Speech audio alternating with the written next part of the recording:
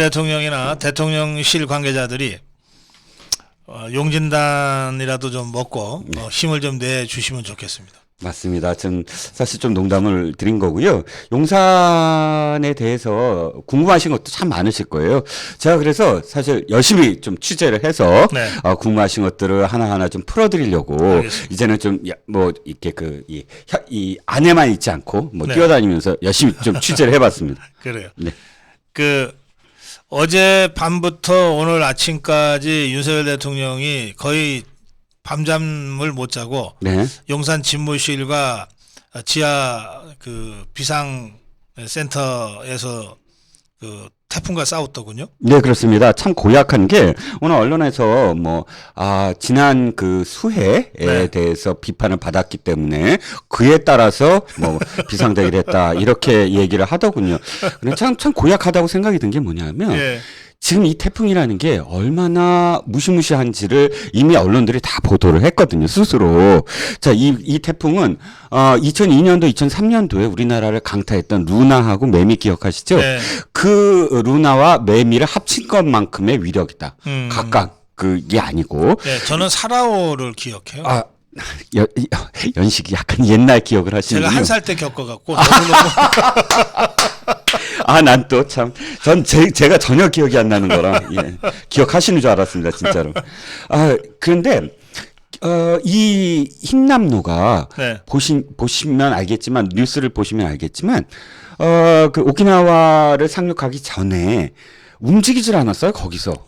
그대로 한 이틀 정도로 계속 있었어요. 왜냐하면, 네. 주위에 열대 저기압들을 전부 다 흡수해버린 거예요. 만약에 지가 먼저 갔으면, 지가 먼저 이렇게 북상을 했으면, 그 다음에 흡수하려고 했던 열대 저기압이 그 다음 태풍이 됐을 건데, 얘가 거기서 계속 느린 걸음을 하면서 다음 태풍이 될 수 있는 것들을 다 흡수해서 어마어마한 크기로 커졌거든요. 네. 그래서 기상청장도 그렇고 기상청 관계자들도 정말 위력이 대단하다. 예. 이 반경만 따지면 430km라고 하는데 박사님도 잘 아시다시피 부산에서 서울이 447km 정도 되거든요. 그러면 부산에 상륙하더라도 서울을 강타할 수 있는 그런 정도의 위력을 갖고 있었습니다. 네. 그렇기 때문에 역대 어느 대통령도 사실 이 정도라면 그 비상대기 이상의 무엇인가를 꼭 했었어야만 했는데 당연히 윤석열 대통령 이 하루 그러니까 어저께 24시간 오늘 아침까지도 대기를 하고 오늘 도어 스태핑이 없었어요. 왜냐하면 대통령실에 계속 있었기 때문에. 근데 기자들을 어떻게 만났냐면 당시에 국민 소통관 옛날 춘추관 아시죠? 국민소통관장이 기자들을 상대로 브리핑을 하고 있었어요. 근데 불시에 딱 들어간 거예요. 소통관장도 몰랐고 기자들도 소통관장 브리핑을 듣고 있었는데 갑작스럽게 아침에 밤 새우고 아침에 등장을 해서 어젯밤 상황에 대해서 브리핑을 하고 또 여전히 긴장을 늦추지 않겠다. 또 공무원들한테 메시지를 던지고 대통령으로서 재난에 대비해서 할 수 있는 그 모든 것을 다 하는 그런 모습을 보였습니다. 그래요.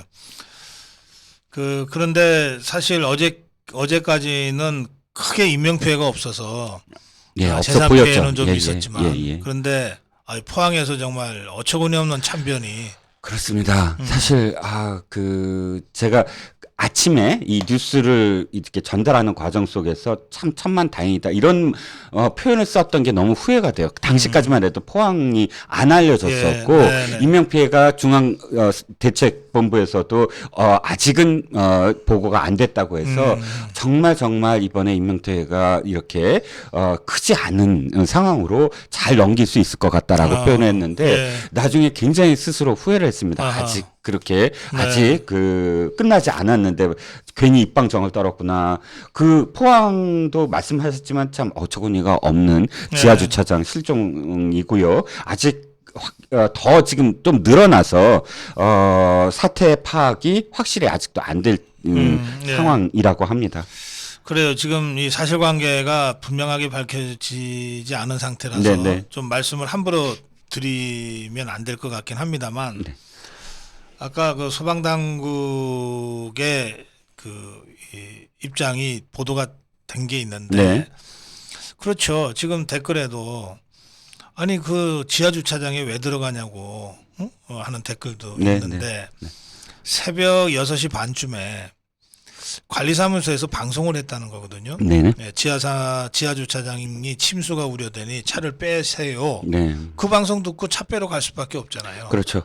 네. 침수되면은 그 피해가 그럼요. 배상을 받기도 어렵고. 몇 주 전에 서초구에서 벌어졌던 그렇죠. 아파트 지하 주차장 침수 예, 기억하시잖아요. 그렇잖아요. 누구든 자기 차를 주차시켜 놨는데 지금 침수가 될 것 같으니까 대피시키세요 하면은 내려가게 되거든요. 네. 그래서 8명인가가 내려갔다가 아마 지금 실종 상태인 것 같고 다행히 그 중에 한 분이 조금 전에 구조됐다고 하는데 어쨌든 이 부분은 그 좀 사실관계를 잘 살펴서 이게 정말 어처구니 없는 인재라면 그에 상응하는 책임을 좀 물어야 될 것 같습니다. 네. 자, 오늘 이제 흰남노로 대통령이 밤을 꼬박 새고 이제 비상 근무를 한 것 같은데 그 우리가 일주일에 한 번씩 용진단 하잖아요. 네네. 뭐 2주일에 이 말, 뭐 윤석열 대통령의 뭐 2주일의 말, 뭐 이런 거 좀 할까요? 네네네, 좋습니다. 예. 이거 제가 바라는 겁니다. 왜냐하면 대통령의 워딩이 사실 아직도 제대로 전달이 안 되는 부분들이 많아요. 그래서 이런 코너를 통해서 지금 뭐 이건 사실 대통령실에서 제대로 해야지 되는 문제지만 도리어 우리가 상기시키는 이건 굉장히 국민들에게 알려야 될 중요한 또 알렸지만 묻혀져 있는 그런 그 워딩들을 찾아서 제가 소개를 시켜드리려고 합니다. 예. 네네. 2주일의 말이라고 하지만 솔직히 말씀드리면 이제 시작이니까 이번 주는 사실 이 흰남노 때문에 공무원들에게 이 선조치 하고 후보고 하라. 이 말이 가장 사실 임팩트가 있었어요. 선조치 후보. 선조치하라. 그런데 그 전주까지 제가 이번엔 찾아봤습니다. 선조치 후보고도 중요한 얘기지만 그 전주가 굉장히 중요한 의미를 갖는 주였기 때문에 그 전주를 한번 소개를 꼭 시켜드려야 될 것 같아요. 어떤 주였냐면 을지 훈련이 제대로 열린 날입니다. 5년 만에. 그래요. 예. 을지 포커스 쉴드. 예. 을지 프리덤 쉴드. 예, 을지 프리덤 쉴드. 예. 포커스라는 말이 들어갔던 해도 있었습니다만 지금은 을지 프리덤 쉴드. 을지 프리덤 쉴드. 예, 우리나라 말로는 그냥 을지 훈련이라고 그냥 표현하긴 하는데 이게 왜 의미가 있냐면 사실 전시가 딱 벌어졌을 때 기관, 정부 부처, 지자체 이런 공무원들이 상황실에서 어떻게 하는가까지도 군인들과 함께 훈련을 하는 그런 그 훈련이에요. 그런데 이번에 그 이종섭 국방장관이 실제로 상황실에 딱 가봤더니 5년 동안 훈련을 한 번도 제대로 하질 않아서 나와보질 않아서 상황실에 공무원들이 우왕좌왕하고 나오지도 않고 누가 나와야 되는지도 모르고 체계가 완전히 무너져 있었더라. 뭐 시스템도 잘 작동이 안 됐다 그러죠. 완전히 작동이 안 됐다는 거예요. 그래서 자기가 아예 그 울지 훈련 기간 동안 내내 상황실을 지켰다라고 이야기를 하는데 이 을지 프리덤 쉴드에서 대통령이 한 말이 있습니다. 미국 확장 억제 실행력을 강화하겠다. 그리고 군이 독자적으로 대응 능력을 보강하고 압도적인 삼축 체계 능력을 구비하겠다라고 한 말이 굉장히 그냥 평범한 게 보이지만 그러나 평범하지 않은 말이다. 왜냐하면 이걸 제대로 실행하는 그 실행을 하고 있는 거예요. 억지력 강화에 대해서 사실 박근혜 대통령 때부터 만든 회의가 있습니다. 한미 억지력 강화 협의체. 그런데 그 박근혜 대통령은 그걸 만들었고 그 다음에 문재인 대통령 시절에 그걸 했어야 됐는데 문재인이가 한 번도 제대로 안 연 거예요. 그냥 뭐 열겠다 해놓고 근데 이번에 제대로 열었습니다. 그래서 실제로 우리가 이 회의가 왜 중요하냐면 북이 핵을 갖고 있는데 그럼 미국이 그 핵을 억제하기 위해서 무엇을 어떻게 하겠다라는 걸 정확하게 제시하고 우리가 그걸 받아내고 해서 시스템 완전히 구축하는 거거든요. 그거를 제대로 지금 하고 있고 또 한 가지는 9월 2일에 하와이에서 한미일 안보실장 회의가 제대로 한번 열렸습니다. 오늘 이것도 그 문재인 시절에 한 번도 제대로 열리지 않았던 것이고요. 여기서 이제 삼국 공조를 강화하는 그런 이야기까지 포함해서 최근에 안보와 관련해서는 굉장히 국민들이 기억할 만한 주목할 만한 그런 일들을 지금 대통령실이 보여줬다. 그 의미로 제가 이 주일의 말로 갖고 왔습니다. 알겠습니다. 예. 앞으로 이제 매주 한 번씩 그 윤석열 대통령의 그 중요한 메시지 네. 말을 좀 부각해서 소개시키는 시간을 갖도록 하겠습니다. 자, 지금 대통령실이 출범한 지 2달, 석 달째 접어들고 있는데, 네. 굉장히 이런 거죠. 그 비서실 개편이 네.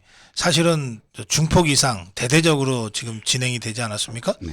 그리고 앞으로도 더 그 대통령실 개편이 있을 거라고 하는 그 예측도 있는데 어떻게 보세요? 아직 진행 중입니다. 네. 아직도 진행 중이고요.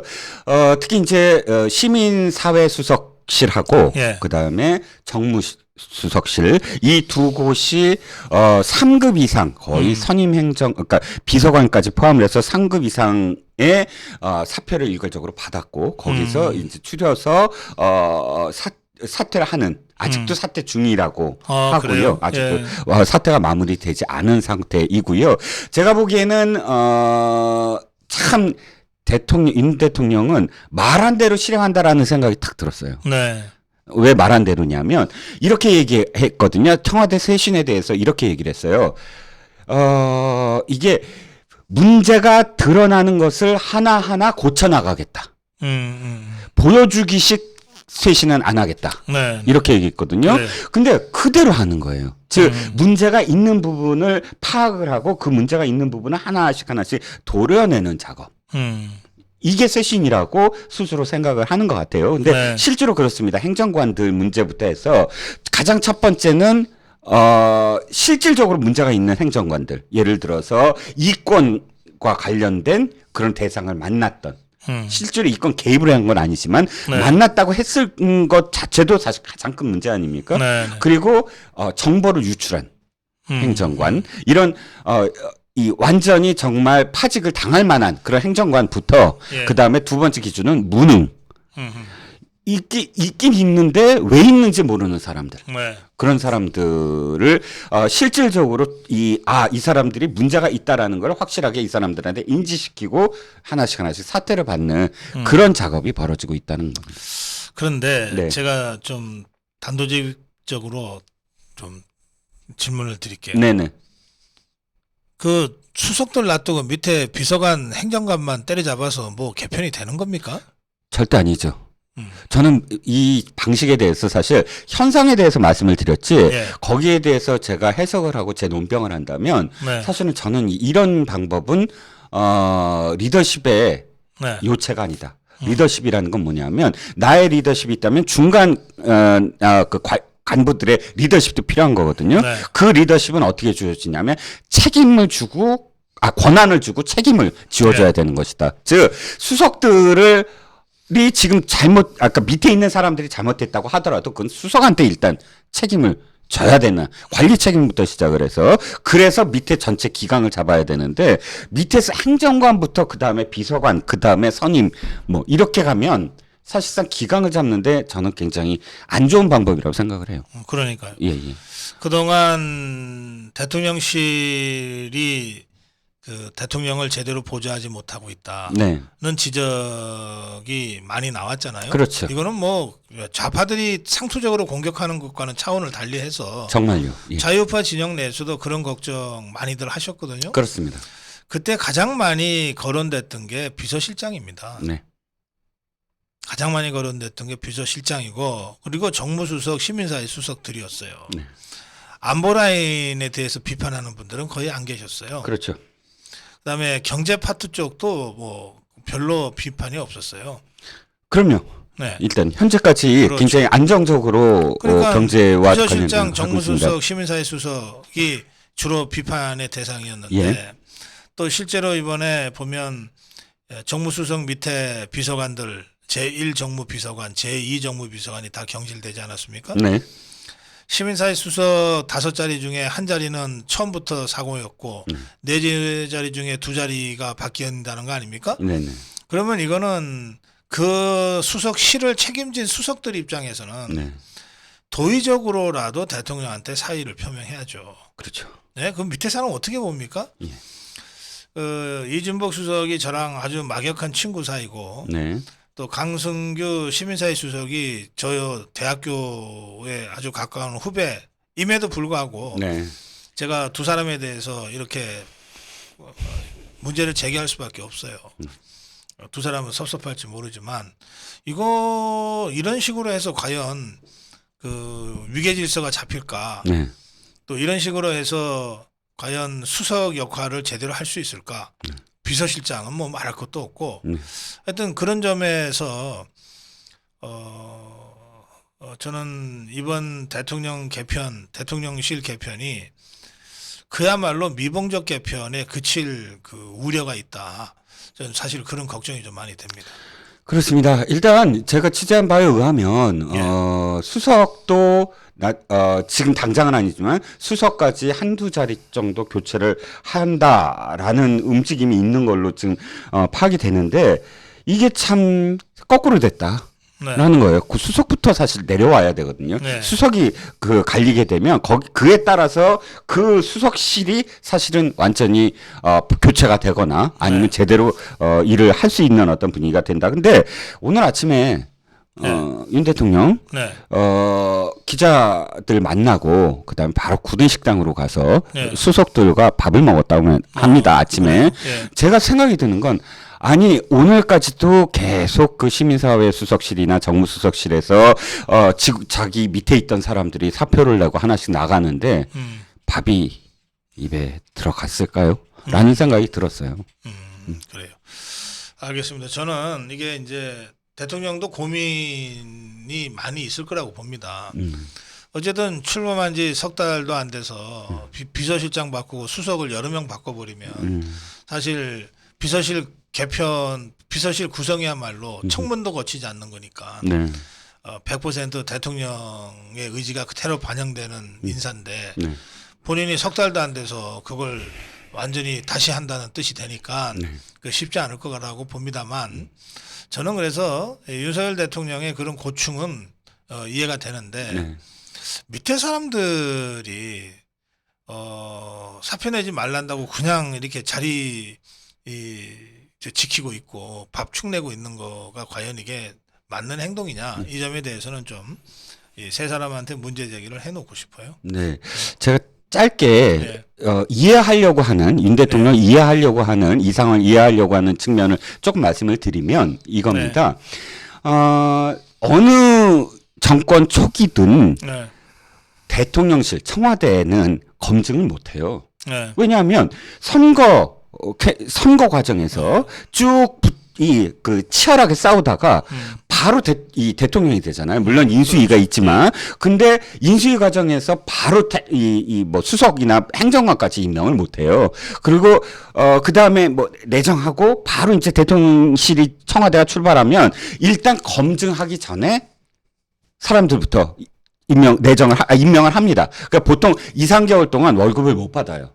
왜냐하면 그때부터 검증이 들어가거든요. 그래. 하지만 청와대는 일을 해야 되잖아요. 네. 그러니까 임명을 합니다. 그러니까 월급 못 받고 일을 해요. 두세 달. 그러니까 검증 기간 동안 월급 못 받는 거고 검증이 제대로 되지 않은 사람들도 그 안에 있다는 거예요. 더군다나 이번에 아주 너무 치열했어요. 진짜 치열하게 0.몇% 정도니까 윤 대통령도 사실 이번에 처음 정치 처음 했고 그러니까 그 다음을 제대로 준비하지 못한 것. 이렇게 이해는 할 수 있지만 그렇지만 알겠습니다. 그럼에도 불구하고 박사님 말씀에 전적으로 동의합니다. 알겠습니다. 예. 그런데 또 이런 점이 있어요. 평통 수석 부의장은 대통령이 임명하는 자리거든요. 그렇죠. 지금 당장 이제 오늘 그 비대위원장 주호영이가 거의 확실시 되다가 고사하고 이제 박주선 위원장으로 가는 것으로 지금 언론이 보도되고 있는데 이거는 대통령이 임명하는 자리는 아니지만 그렇죠. 그러나 대통령의 뜻이 어떤 형태로든 반영되지 않겠습니까? 네. 대통령이 지시하지는 않지만 개입하지 않지만. 예. 자, 그런데 이제 이 최근 요 두 사안을 놓고 보면 저는 대통령이 인사가 어떤 건지 이게 인사가 얼마나 중요한 건지 그리고 이것을 어떻게 인사권을 행사해야 되는 건지를 상당히 그 좀 배우고 있다. 예, 그런 생각이 들어요. 윤 대통령이 달라졌다. 저는 그렇죠. 그렇게 표현하고 싶어요. 그렇죠. 예, 예. 김무성 내정을 취소하고 뭐 보도에 따르면 김관영 경북도지사를 네. 평통수석 부의장으로 내정했다고 하던데 네.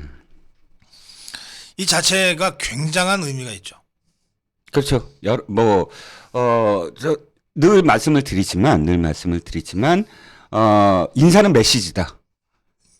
김무성의 어떤 메시지를 지금 보였나, 내정을 했을 때, 네. 라는 것과, 그 다음에 김관영 경북도지사를 했을 때 어떤 메시지로 받아들일 건가. 네. 하늘과 땅 차이거든요. 네. 차원이 다르죠. 진짜 하늘과 땅. 하늘과 땅 차이죠.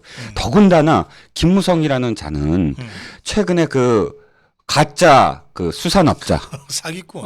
가짜 수산업자 사기꾼, 그 사기꾼과 연관된 사람들이 한둘이 아니잖아요. 그 박영수 특검부터 시작을 해서 뭐 한두 사람이 아니죠. 거기에 연관됐다고 해서 얼마나 사실 이 화제가 되고 또 네. 그 형인가요? 친형과 또 친형한테 소개시켜줬다 어쩌다 그런 사실 오물이 있는 사람이잖아요. 솔직히 네. 말씀을 드리면. 그런데 부총리급으로 그렇게 이 어떤 것을 사해주는 듯한 뭐 그런 네. 인사 이렇게밖에는 안 되는 하수의 그런 인사로 보일 수밖에 없는 거죠. 그러니까요. 네네. 그러니까 사실 대통령의 인사권은 누구도 손댈 수가 없잖아요. 네. 거의 성역이란 말이에요.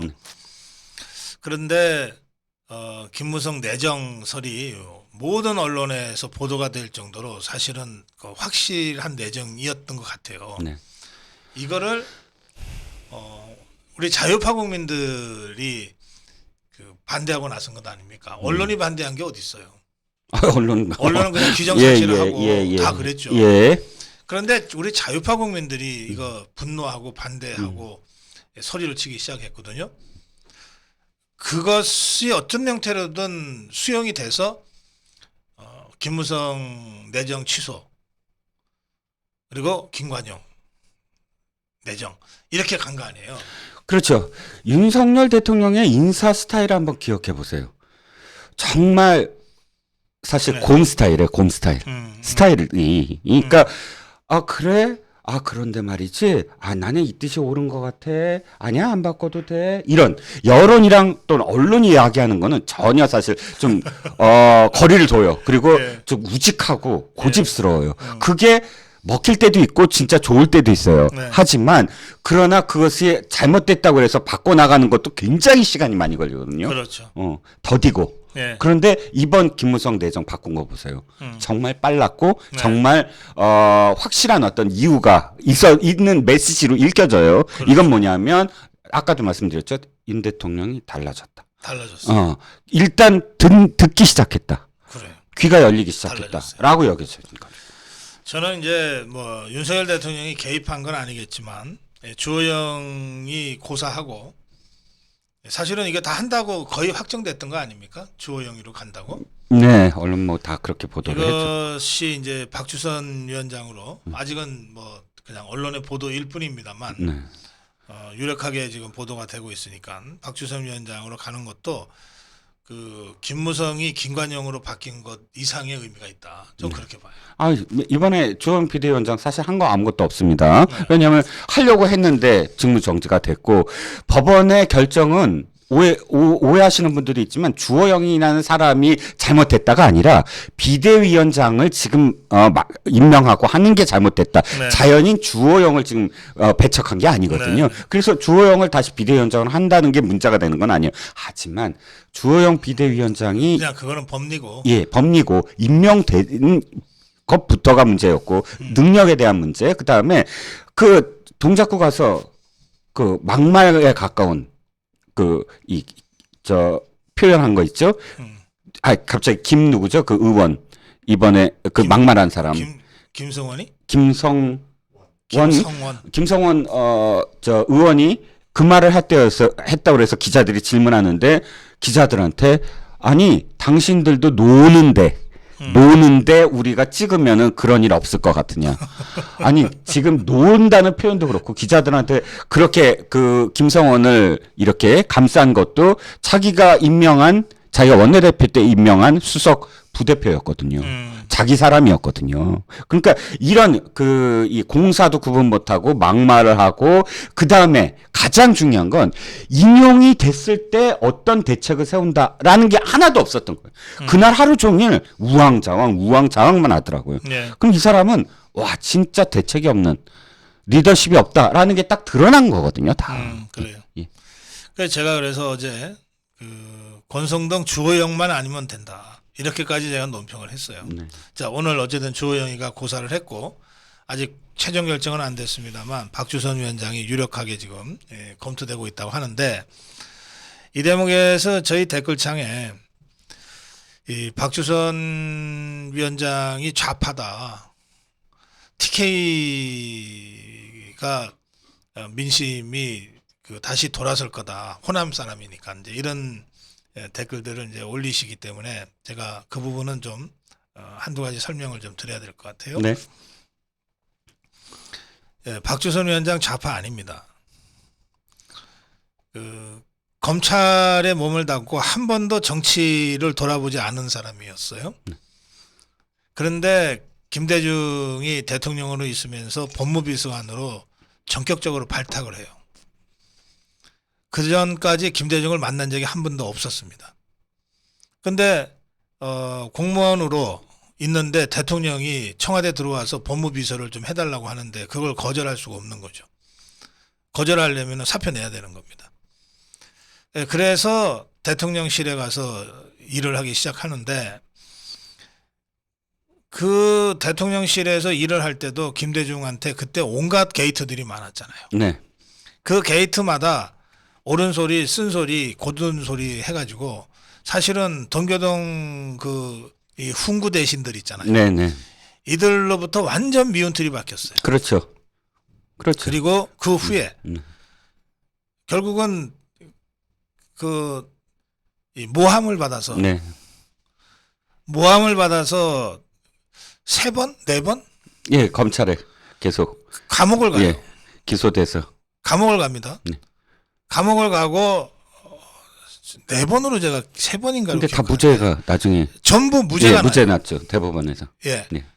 그래서 김대중도 노무현도 이 박주선 위원장한테 사과했다고 제가 들었어요. 나중에. 네. 그런 사람인데 문재인 세력과는 처음부터 결이 달라가지고 그래서 문재인 세력과는 거의 함께하지 않았어요. 네. 그러니까 다른 선택지가 없으니까 저 안철수당 네, 국민의당에 갔었죠. 활동을 하기도 하고 하다가 이번에 윤석열 후보를 공개 지지 선언하고 이제 캠프에서 활동을 하게 되는데 박주선 위원장이 지금도 좀 가슴 아파하는 대목이 어느 대목이냐면 네. 윤석열 후보를 지지하면서 윤석열 후보 캠프에 몸을 담을 때 그동안 자기는 정치가 지역구가 호남이었잖아요. 네. 아는 사람들도 거의 대부분 호남이니까 네. 거의 모든 사람들이 다 박주선을 향해서 배신자라고 돌을 던진 거예요. 네. 그리고 보도가 보통 하루 이틀 전에 나잖아요. 네. 네. 그걸 보고 수많은 사람들이 달려들어서 절대 가면 안 된다. 네? 당신 윤석열한테 가면 우리 관계 끝이다. 그거를 감수하고 윤석열 후보 지지를 선언하고 윤석열 캠프에 몸을 담은 거거든요. 그러니까 민주당에 있다가 그냥 배치 한 번 더 달려고 촐싹거리면서 당 옮기는 사람들이 있을 수 있어요. 네. 박주선 위원장은 그런 케이스가 아닙니다. 네.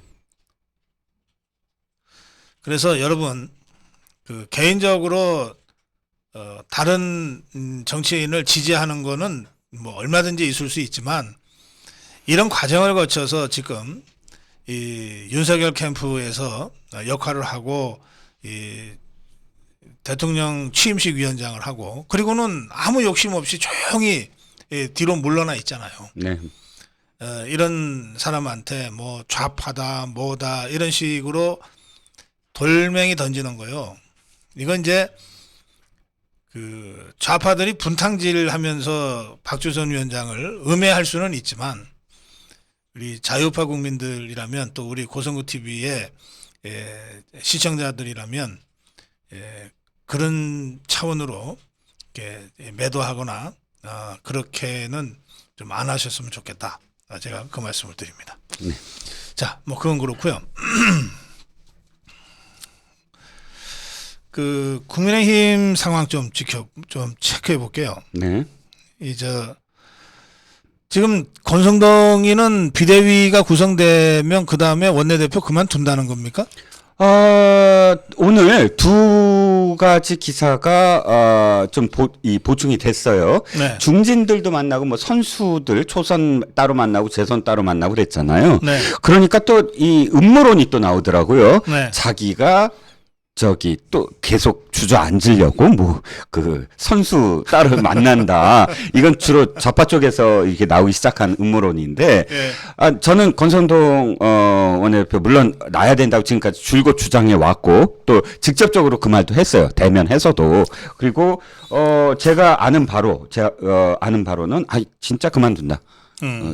진짜 그만둔다라고 대통령한테도 얘기했고 자기 그만둔다고. 그리고 의원들한테도 다 얘기를 했다. 그래서 자, 의원총회에서 다 결정된 거다라는 말이 바로 그 말이다. 네. 의원들의 뜻을 받아들이겠다라고 다 얘기를 한 거다라고 얘기를 했고, 또 오늘 이 질문들 그러니까 기자들이 질문했어요. 의원들한테도 질문했고 권성동 원내대표한테 질문했지만 아니다. 나는 절대 그렇지 않는다. 즉 계속 주저앉는 거냐라는 어떤 질문에 강력하게 부인을 했습니다. 그래서 그거는 좌파들의 음모다. 만약에 오늘 또 여기 시청자분들이 권성동이 계속 주저앉으려고 그러나 봐 이런 말씀을 또 들었다면은 제가 보증합니다. 저도 일단 권성동이는 정리된다. 예, 정리될 겁니다. 예. 장제원의 이선 후퇴 또는 백의종군 선언이죠. 네. 예, 어떤 임명직도 하지 않겠다. 네. 그냥 국회의원 선출직 국회의원직에 직분하겠다. 네. 충실하겠다. 네. 이건 어떻게 평가하세요? 이준석 참 나쁜 사람이구나라고 느꼈어요. 솔직히 말씀드리면 이준석이 지금까지 이렇게 얘기합니다. 당원 가입을 하세요. 윤핵관들을 제거합시다. 이거예요. 당원 가입하는 이유가 첫 번째 그것도 나쁜 얘기죠. 왜냐하면 당원 가입을 하는 건 뭐예요? 어떤 당을 개혁하자라든지 아니면 어떤 정치를 해보자. 예를 들어서 청년 정치를 해보자라든지 관념적이로라도 아니면 세상을 어떻게 바꿔보자. 네. 뭐 이념이 있든 아니면 비전이 있든 가치든 이게 아니라 특정 세력을 없앤다? 그리고 내 세력을 만든다? 개딸이랑 양아랑 뭐가 틀립니까? 똑같은 얘기지. 그런데 그러면서 윤핵관이 이선 후퇴 이런 얘기를 지금까지 했는데 나는 장제원이 임명장 안 하고 개파 활동 안 하겠다라는 말을 했을 때 이준석이 바로 이렇게 얘기했어요. 아니야, 믿지 마. 그거 또 살아날 거야. 라고 얘기했어요. 이건 난 이준석이 참 나쁜 사람이구나 라고 느꼈어요. 왜? 그러면 현역 의원이 그냥 진짜 갑자기 의원직 사퇴를 해야 됩니까? 의원직 사퇴는 그렇게 쉽게 하는 거 아니잖아요. 국민들이 어쨌든 지역 유권자들이 뽑아줬잖아요. 그러면 그게 아니라면 일단 임명직 안 하고 개파 활동 안 하겠다라고 말했다면 네. 저는 거기서 일단 멈춰야 된다라고 생각을 하거든요. 네. 여기에 또다시 음모론을 하는 건 난 좌파의 음모론이나 이준석의 음모론이다. 그 다음을 보자. 일단 그렇게 말을 했다면 그 다음 상황들을 보자. 라는 의견입니다. 예. 근데 이 이준석이는 어떻게 될 것 같습니까? 감옥 갈 것 같습니까? 제가 보기에 일단 무고죄 있지 않습니까? 네. 일단 순위로 얘기하면 첫 번째 지금 그 성접대는 공소시효 만료된 건 맞아요. 자, 두 번째 2016년 이후에 뇌물을 선물을 받았다. 이게 입증이 되면 포괄일죄로 그 전에 것까지 함께 묶을 수 있다. 사실 현재까지는 저는 좀 힘들어 보여요. 이것도. 왜냐하면 이 뇌물이라는 것이 추석 선물인가요? 그 선물이라는 것이 좀 모호해요. 아직도. 그러니까 이게 이 두 가지로는 실제로 실형을 받을 수 있을까 하는 건 저는 뭐 서정욱 변호사하고 약간 생각이 다릅니다. 근데 세 번째 무고죄는 가능성이 있다. 왜냐하면 저 강용석 그렇죠. 가세현과 관련해서 가세현을 지금 고소한 거 이거는 사실은 다툼의 여지가 아직도 많아요. 무고죄는 좀 형이 무겁습니다. 예. 그렇기 때문에 그러니까 일단 제가 법조인이 아니라서 서정욱 변호사보다 법률적 지식이나 상황 또 검찰의 상황을 제대로 파악을 아직 못하지만 네. 그럼에도 불구하고 언론에 보도된 것만 따졌을 때 이건 제가 이렇게 그냥 법리상으로만 제가 아는 법리상으로만 따졌을 때 무고죄로서 다툴 여지가 훨씬 더 많다라는 생각입니다. 그래요. 저는 오늘도 이준석이와 관련된 기사를 우리 스태프들이 이렇게 많이 뽑아줬는데 하나도 쓰질 않았습니다. 이게 그러니까 기사 가치가 없다고 저는 보기 때문에 그래요. 이게 무슨 미친 개가 짖는 것을 다 보도하는 언론이라면 모르겠는데 네네. 그런 게 아니라면. 근데 왜 이렇게 언론들은 이준석이가 한마디만 하면 이걸 다 기사화 시키죠? 뉴스 가치에 대한 기준이 다른 건가요? 저하고? 그렇죠. 여러 가지 이유가 있겠죠. 좌파들은 신이 났겠죠. 네. 일단 네. 대통령을 흔들 수가 있으니까 이 대통령을 흔들 수 있는 기재 그건 적의 적은 아군이라고 생각을 하겠죠. 그래서 민주당 패널들이 언제 이준석을 칭찬했다고 뭐 지난번에도 그랬잖아요. 뭐 갈라치기 한다부터 시작을 해서 이준석을 얼마나 적대시했습니까? 근데 지금 영웅이 됐어. 네. 이게 다 이유가 그런 이유죠. 좌파 언론이든 민주당 진영이든 이준석을 키워줄수록 대통령의 지지율을 더 떨어뜨릴 수가 있다. 대통령 지지율을 떨어뜨릴수록 사실은 이 광우병 같이 이명박 대통령 초기 같이 우리 마음대로 흔들 수 있다. 쥐고 이니셔티브를 취할 수 있다. 그러면 총선까지 이 분위기 해서 총선을 다시 장악을 하겠다. 그걸 서로 알고 이용하는 것 같아요. 당연히 그렇죠. 왜냐하면 이준석도 자기의 어떤 가치가 지금은 좌파 언론들한테 훨씬 더 많은 거죠. 그래요. 이자가 어제 지난 주말에 대구에 가서 김광석 거리에서 뭘 하더라고요. 예. 자, 이게 저도 사실 언급하고 싶지 않지만 참 얕은 수 있지 않습니까? 정말 얕은 수예요. 자, 박근혜 대통령이 한 말을 그대로 합니다. 나도 속고 국민도 속았습니다. 이거 얼마나 유명한 말이에요. 그 말을 하고 대구로 칠곡으로 내려가서 지가 언제부터 그렇게 대구 사람이라는 거를 얘기하고 다녔는지 거기서 성묘도 하고 하면서 여기서 내가 책도 쓰겠다 얘기를 합니다. 그 다음에 영남일보하고 단독 인터뷰를 해요. 그 인터뷰 잘 안 했어요. 계속 그러니까 그 좌파 언론들이 다 가갖고 인터뷰 좀 하자 했는데 안 했어요. 딱 영남일보랑 단독 인터뷰를 합니다. 왜 영남일보겠어요? 박근혜 대통령의 오버랩. 이죠. 영남대와 영남일보가 갖고 있는 박근혜 대통령과의 어떤 상징성. 자, 그 다음에 김광석 거리로 가서 기자회견을 합니다. 김광석 거리 잘 아시잖아요. 네. 대구에 시장 하나를 살렸고 김광석 거리로 말미암아 김광석이 대구 사람이었어? 라고 생각하는 사람들도 많아졌고 대구에 완전히 상징이 돼버렸잖아요. 네. 자, 이 세 가지가 다 연결이 돼서 내가 이명박 대통령 시절에 이명박 대통령에 대해서 반기를 들고 대척점에 섰던 박근혜 대통령처럼 되겠다. 이런 그 대체 상징이죠. 그런 지금 노림수를 하는 거죠. 알겠습니다. 지금 추가 징계 문제가 있는데 그건 어떻게 보세요? 이게 정상적인 윤리위라면 사실 지난번에 6개월이 참 제대로 안 됐어요. 그게 정상적이라면 그때, 판단이 그때 3년 때렸어야지. 그러니까 정무적 판단을 한 것 같아요. 이 윤리위가 참 윤리위가 저는 비판 많이 했습니다. 김철건이가 2년 받았잖아요. 당원권 정지 2년. 그러니까 종범이 2년 받았는데 이런 얘기가 때려야지. 나오는데 문제는 뒤늦게 이번에 의원총회가 하니까 윤리위가 그걸 받아들이겠다? 그런 것도 저는 참 이해가 안 가요. 윤리위는 말이죠. 물론 그런 형식도 있긴 있지만 잘못됐다 그러면 특정해서 그건 잘못됐어라고 딱 하면 돼요. 근데 그거를 지금까지 아무런 행동도 취하지 않다가 한번 경고처럼 뭐 특정하지도 않고 아니 재판부 사법부가요 갑자기 이제부터 살인 저지르는 사람들을 우리가 때리겠습니다 이렇게 얘기하나요? 그렇지 않잖아요. 근데 윤리는 지금은 막 이렇게 그 정무적으로 휩쓸리는 것처럼 해놓고 이렇게 따라가는 네. 그런 식으로 하면 안 된다는 거죠. 저는 그 신군부 발언했을 때 사실 그 즉시 윤리는 열렸어야 됐다. 어떻게 대통령을 타도의 대상, 이 쿠데타 세력 이렇게 표현을 할 수가 있느냐? 그건 정말 당원의 자격이 없는 거죠. 근데 그 즉시 안 하고 지금 하는 게 저는 윤리가 불안하다. 네, 예, 알겠습니다. 하는 겁니다. 자, 이제 이재명으로 좀 가겠습니다. 오늘 검찰 출석을 결국은 회피했어요. 네. 그러면서 대변인이 설명하기를 그 서면 답변을 하지 않아서 소환을 했는데 어제 서면 답변서를 제출했다. 그러니까 소환의 이유가 없어졌다. 그렇죠.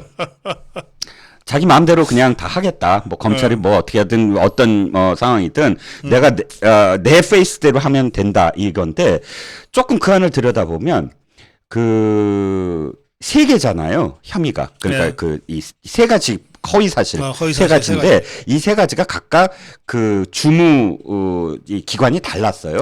하나는 경기 남부청, 하나는 중앙지검 무슨 부, 그다음에 하나 이게 마지막으로 중앙지검 공공수사부가 전체적으로 이걸 통과하고 있고 이 세 가지가 이 둘은 서면 조사를 했어요 이미.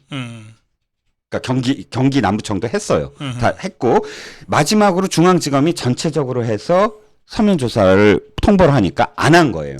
왜냐하면 불리한 게 있거든. 전체적 상황 자체가. 그러니까 이거 서면 조사 안 아니 그러니까 대답을 안 한 거야. 응답을 아예.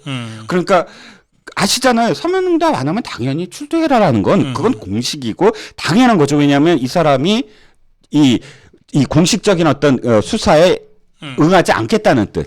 예를 들어서 자기가 그러면 제가 바쁜데요. 며칠로 하시죠. 이거는 하겠다는 거예요. 아니면 지금 당장은 바빠요. 나중에 다시 전화하세요. 이것도 사실은 바로 출두라고 안 해요. 그런데 아예 대답을 안 한 거야. 이거는 의사가 없는 거잖아요. 그럼 당연히 출두하세요라고 통지를 하죠. 통지하면 사실 무조건 다 나가야 됩니다. 여기에 갑자기 너네 먼저 서면 했으니까 지금이라도 낼게. 없어졌지? 끝? 이건 말이 안 되는 거거든요. 그래요. 예. 그런데 아니 뭐 이자가 뭐 가든 안 가든 지가 알아서 할 일이지 어떻게 의총까지 엽니까? 아니 그 진짜 저는 즉 기가 막힌 뭐냐면 예. 민주당 의원들이 기가 막혀요. 글쎄. 민주당 의원들이 이재명 원래 그런 자고. 아니 정신없는 사람들이 아니, 의총을 엽니까 이걸 갖고? 민주당 의원들이 당 대표가 자기 검찰에 소환되는 거를 묻는 의총을 하는데 거기 참석하는 의원들이 어디 있습니까? 그건 그야말로 의원들이 아니라 뭐랄까 그냥 사집단이라 그럴까요? 이런 공적인 어떤 그런 결사체가 아니고요. 그냥 똘마니들. 그렇죠. 네, 제가 그런 고급 용어를 잘 몰라서 그냥 그 똘마니 역할이죠. 그게 자 이런 거죠. 하나씩 제가 이해해 보면 짧게 말씀드릴게요. 이 당대표 이후에 당 운영과 관련돼서 이 정당 활동과 관련돼서 지금 어떤 의혹이 생겨난 건가요? 그래서 검찰이 소환한 건가요? 당대표로. 아니죠. 지금 몇십 년 전에 성남시장 시절에 벌어졌던 이 의혹이 쌓여서 지금 그 당시에 말이죠. 2021년도에 한겨레 좌파 신문에서조차 이거 제대로 수사해야 된다. 라는 사설이 있었어요. 네. 당연히 그 결과물로서 여기까지 온 건데 그리고 자기 당대표 훨씬 전에 있었던 일이고 그리고 전당대회에서조차 박용진이나 이런 상대 후보들이 이거 이재명 되면 우리 당까지 다 끌려 들어가요. 사법 리스크. 그걸 어떻게 하실 거예요? 이거를 하고 당원들한테 호소했던 문제인데 이거를 갖다가 뜨악하니 의원총회에 붙였고 거기에 참석해서 의원들이 가지 마세요라고 말리는 그런 촌극을 벌이는 이게 사실 민주당이든 국민의힘이든 이런 일이 없었어요. 이건 정당사에도 없는 코미디거든요. 네. 그래서 이게 단일 대우 정당으로 전락하는 것 같다고 더불어민주당의 한 중진 의원이 걱정을 하더라고요. 저기 있죠. 네. 민주당 이름이 이제 바뀌어야 돼요. 더불어, 뭐 통합, 연대, 연합 이거 없어져야 돼요. 지금까지 통합이라는 이름이 그러니까 민주당 계열에서만 5번 있었거든요. 민주통합당, 통합민주당, 대통합민주신당, 중도통합신당 하나는 지금 기억이 안 나고 어쨌든 다 통합이야. 왜냐하면 이게 연합체거든요. 다 운동권 세력들 그다음에 이게 70년 이전 운동권 세력과 80년 이후 운동권 세력과 그다음에 그 안에 주사파도 있고 무슨 파도 있고 그다음에 호남 기반으로 한 정치인들 그다음에 영남 일부 정치인들 이런 식으로 해서 연합체거든요. 각각 뭐 이합 집산이 언제나 이루어졌던 당인데 이제는 딱 하나예요. 그러니까 연합 필요 없어. 이재명의 당으로 그냥 만들어졌어요. 단일 대우. 단일 대우예요. 완전히. 그게 이제 공산당이 단일 대우 정당. 그렇죠. 수령 보위 뭐 이런 정당이 돼버린 거죠. 지금 한나라당가 다 수령 보위잖아요. 무조건 우리 수령을 건드리면 우리 당을 전체 건드린 것이고 그럼 우린 다 보위에 나가야 된다 하는 그런 자세 아닙니까? 그래요. 지금 저 속보로 포항 지하주차장에서 52세 여성이 생존 상태로 구조됐다고. 예, 아까 속보는 남성이었거든요. 예.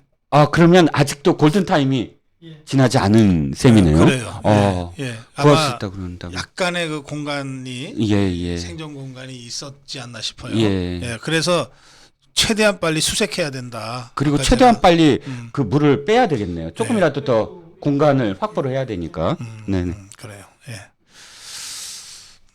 근데 왜 의원총회를 열었는지에 대해서 한 말씀만 드리면 이겁니다. 사실 그 안에 이렇게 똘마니들 정신에 투철한 사람만 있겠습니까? 안 그렇죠. 사실은 이게 반기를 드는 사람들도 분명히 있어요.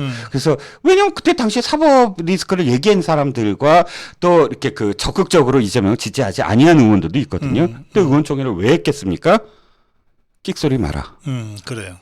더 이상 다른 소리 내면 안 된다라는 거를 확실하게 처음부터 보여주는 거죠. 여기 소환할 때마다 의총 열어야 되냐 이러면서 의총에 안 간 사람도 있다고 문자를 올리셨어요. 그런 사람도 있어야죠. 예, 있겠죠. 네.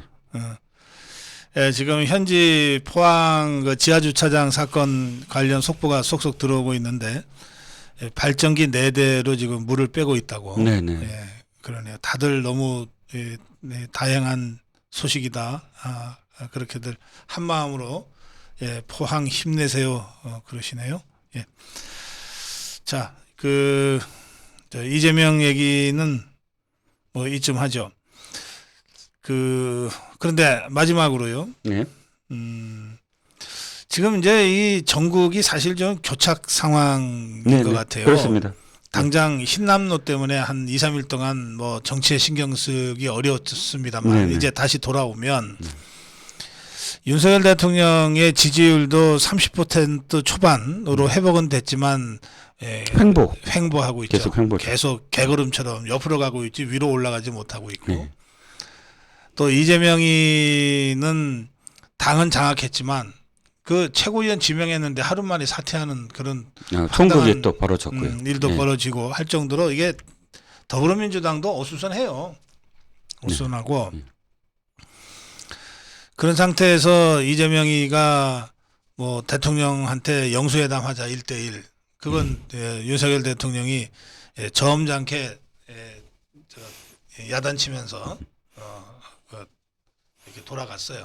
스펀지 같더라고요. 저쪽에서는 창갖고 이렇게 나오는데 그냥 쫙 하고 흡수해 버렸어요. 더 이상 끽소리 못 하잖아요. 그렇단 말이에요. 그런가 하면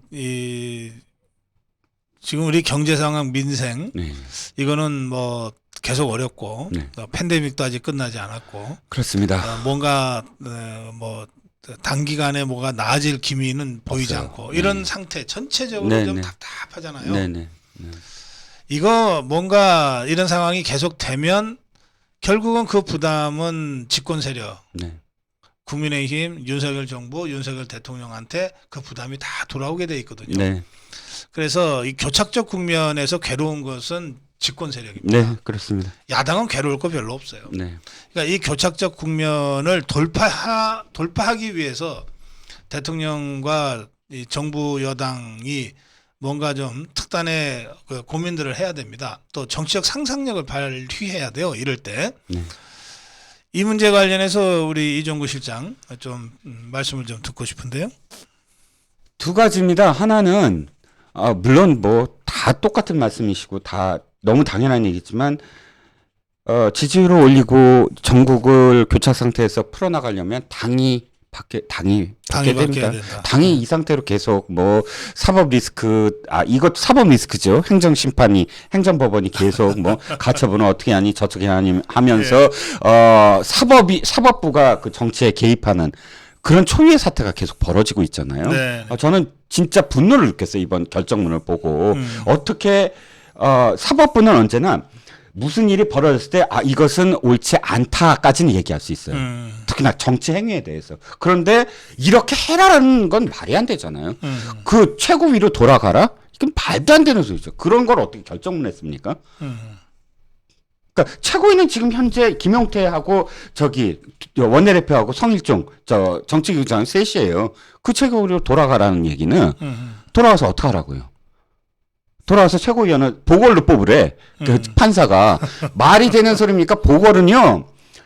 지금 300명 국회의원 중에 200명이 권리예요. 그럼 이거 보궐로 뽑아요? 그 국회 해산하는 거지. 해산하는 거지. 총선거를 해야지. 총선을 해야지. 지금 총 9명 중에 5명이 없어요. 네. 근데 이걸 보궐로 이게 당원 직선도 아니고 600명 전국이 예약 뽑는 간선이에요. 그게 알겠어요. 지금 판사가 하라 마라 하는 것 자체가 말이 안 되는데 뭐 얘기하다 이렇게 흥분했죠, 제가? 국민의당의 지도부. 예. 이 지도부, 뭐, 욕을 먹든 뭐 비판을 하든 뭐 어떻게 상관없습니다. 이준석 리스크 빨리 제거해야 되고, 지도부 빨리 새로 뽑아갖고 안정시키는 게 첫 번째고, 네. 두 번째는 대통령이 또는 대통령실이 의제를 하나 좀 던져줘야 돼요. 싸움을 걸어줘야 돼요. 국민의힘하고 네. 뭐 역사 교과서가 됐든 그러니까 박근혜 대통령의 역사 교과서 아니면 이명박 대통령의 4대강이든 뭐를 하나 딱 던져갖고 전쟁을 벌여달라. 그래요. 그런 의미에서 전희경, 장경상, 뭐 정무희는 저는 그런 것들을 지금 나오기 위한 어떤 전 단계의 그런 임명 아니었겠나 싶습니다. 예. 그 뭐 같은 그 문제 의식인데요. 제가 오늘 아침인가요? 그 김대중 주필의 칼럼을 네네. 제가 전하면서 제 의견을 조금 덧붙였는데, 네. 그러니까 이거예요. 이재명을 소환하는 순간 좌파들과의 협치는 끝났다. 네. 더 이상 연연해 하지 말자. 우리 자유파 국민들이 윤석열 대통령을 만든 것은 문재인, 이재명 좌파 세력 척결하고 대한민국 바로 세우라는 것이었다. 그 길로 가자. 이겁니다. 그래서 제가 그거를 제 식대로 풀이했죠. 문재인, 이재명에 대한 사법 처리에 속도를 내라. 그러면 국면 전환이고 뭐고 그런 거 고민 안 해도 저절로 된다. 화끈하게 된다. 그러면 적어도 대선 때처럼 우리가 0.73%는 이기는 구도가 만들어진다. 저쪽은 뭐 죽을 듯이 달려들 거고 문재인 살리랴 이재명 살리랴.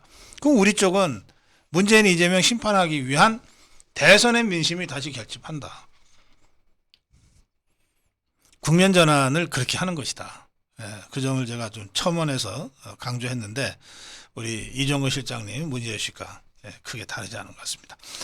자, 이게 시간이 다 돼서 마무리해야 되겠는데요. 지금 포항 주차장, 지하 주차장의 무의식 상태, 그러니까 혼수 상태 3명을 구조했다는 소식도 들어와 있는데, 확인이 돼요? 네, 확인됐습니다. 그러면 지금 모두 5명, 이 무의식 상태니까 조금 걱정은 됩니다만, 그래도 5명이 발견이 됐고, 그러면 아직 3명이 남아 있는 상태인가요? 아니요, 총 4명 구조됐고요. 아까 2명, 여성 한 분 살아나오셨고, 2분이 지금 무의식 상태로 추가가 됩니다. 그럼 몇 분이 남아 있습니까? 지금 3분 남아 있습니다. 예. 지금 물을 뭐 빼고 있다 그러니까 이제 곧 어떤 형태로든 발견은 할 것 같습니다. 살아계시기를 바랍니다. 자, 마무리 한 말씀. 두 분이 숨졌다는 소식도 지금 같이 들어오고 네. 한 가지 오늘 가장 제가 눈에 들어오는 기사를 소개하는 걸로 가름하겠습니다. 네. 김건희 여사와 관련돼서 뭐 논문 검증을 한다, 뭐 어쩐다 하면서 공격을 해댔는데 오늘 이 범학객 국민검증단이라는 단체가 학위 논문을 검증했는데 가짜더라라는 얘기를 프레스센터에서 했습니다.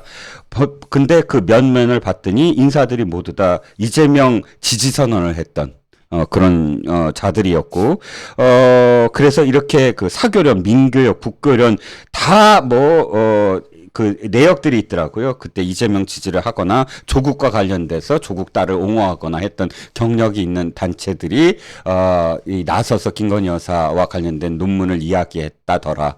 즉 이들이 궁극적으로 공격하는 대상은 윤 대통령을 어쨌든 지지율을 떨어뜨리기 위해서 어떻게든 상처를 주려고 도이치모터스라든지 계속되는 어떤 그 논문 공격이 있는데 거기에 대해서 사실상 그냥 포기하지 말고 진실을 계속 좀 들여다 봐주셨으면 하는 그런 마음으로 가름하겠습니다.